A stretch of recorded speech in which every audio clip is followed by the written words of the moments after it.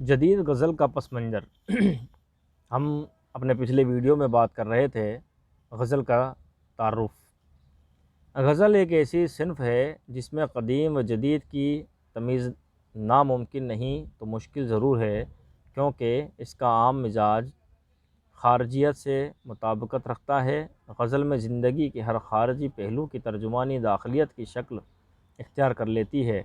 یہاں بات اگرچہ عمومی انداز میں کہی جاتی ہے، مگر وضاحت و صراحت کے بجائے انداز ایمائی و اشاراتی ہوتا ہے۔ پھر غزل میں تہداری کی جو خوبی ہے وہ شاعر کو براہ راست اظہار سے باز رکھتی ہے۔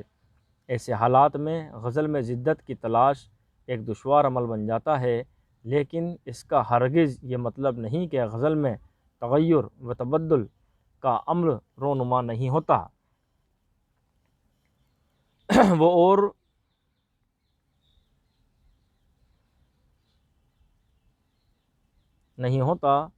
اور وہ جدت سے ہمکنار نہیں ہوتی۔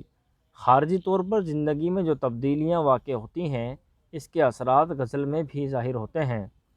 سیاسی، معاشی، معاشرتی اور تہذیبی سطح پر جو تبدیلیاں رونما ہوتی ہیں، ان کے اثرات غزل میں بآسانی دیکھے جا سکتے ہیں۔ غزل کی ظاہری شکل و صورت میں تبدیلی کا امکان بہت کم ہے، اس لیے یہاں وقت کے ساتھ ساتھ خیالات بدلتے رہتے ہیں۔ اگر ایسا نہ ہوتا تو غزل کے موضوعات میں اس قدر تنوع اور اتنی رنگا رنگی نہ ہوتی جتنی موجود ہے۔ غزل کا بنیادی موضوع حسن و عشق ہے، لیکن محض اس کی ترجمانی میں غزل کی عظمت و مقبولیت پوشیدہ نہیں۔ اس کی شہرت و رفعت کا راز یہ ہے کہ اس نے حسن و عشق کے متنوع و مختلف کیفیات کی ترجمانی کی ہے۔ زندگی کے مختلف ادوار میں حسن و عشق کے جو تصورات رہے ہیں، ان سب کی تفصیل غزل میں موجود ہے۔ غزل نے اپنے آپ کو حسن و عشق تک ہی محدود نہیں رکھا، وہ اس دائرے سے باہر بھی نکلی ہے اور مابعد الطبیعیاتی موضوعات کو بھی اپنے دامن میں جگہ دی ہے۔ اگر ایسا نہ ہوتا تو غزل میں معاملات تصوف کی ترجمانی نے ایک مستقل رجحان کی صورت اختیار نہ کی ہوتی۔ بعد کو اسی تصوف کو وسیلے سے حیات و کائنات کے بے شمار مسائل کی ترجمانی کا باب ہوا۔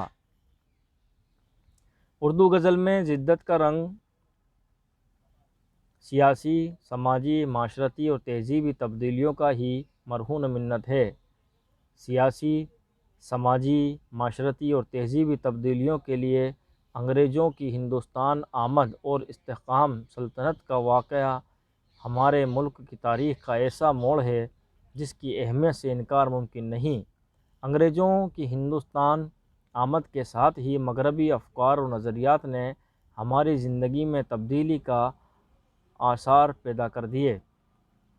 یوں تو انگریز بہت پہلے اس ملک میں داخل ہو گئے تھے، لیکن 19ویں صدی کی ابتدا میں جب ان کے قدم دہلی میں جمنے لگے تو اس سے ہماری زندگی میں تبدیلی کا عمل تیزی سے تیز تر ہوا، اور غیر شعوری طور پر ہی صحیح لیکن غزل بھی ان حالات سے متاثر ہوئی۔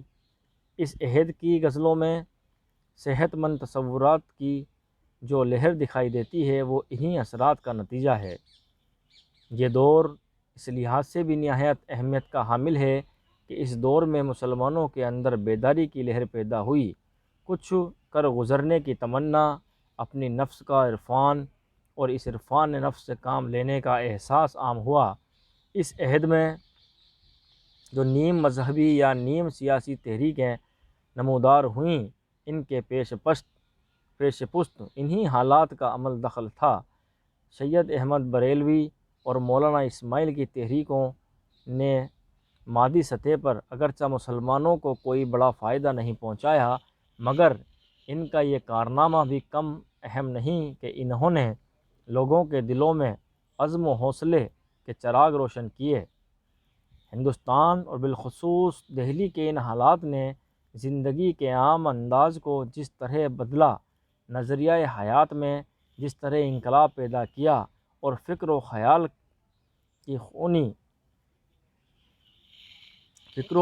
کی خونی راہیں پیدا کیں، اس کے اثرات بھی غزل پر مرتب ہوئے۔ زندگی کی اس بدلتی کیفیت نے اس عہد کی غزل میں ایک نیا آہنگ پیدا کیا، جس میں اداسی و سوگواری کے برعکس ایک قسم کی تازگی و توانائی کا احساس ہوتا ہے۔ زندگی کی اہمیت کا احساس ہے اور اس کی شاد کامیوں سے لطف اندوز ہونے کی طلب موجود ہے۔ یہی وجہ ہے کہ اس دور میں مومن و غالب وغیرہ نے اپنی غزلوں میں عشق کا نہایت صحت مندانہ اور حیات بخش تصور پیش کیا ہے۔ ان شاعروں کا عشق خیالی و ماورائی نہیں، حقیقی و مادی ہے۔ انہوں نے عشق کے تمام ممکنہ پہلوؤں کو اپنی غزل میں اس طرح پیش کیا جس سے ان کی غزلوں میں قنوطیت پیدا کرنے والے غم کے مقابلے مسرت و شادمانی کا عنصر پیدا ہوا۔ یہ شعراء عشق کے بیان میں مادی و جنسی پہلوؤں کے پیشکش میں بھی سطحیت و ابتذال سے دور دکھائی دیتے ہیں۔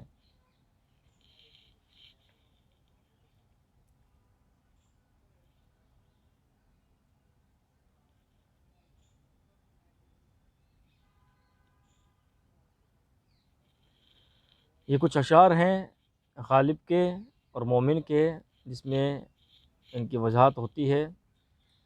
غزل کے ان اشعار میں روایت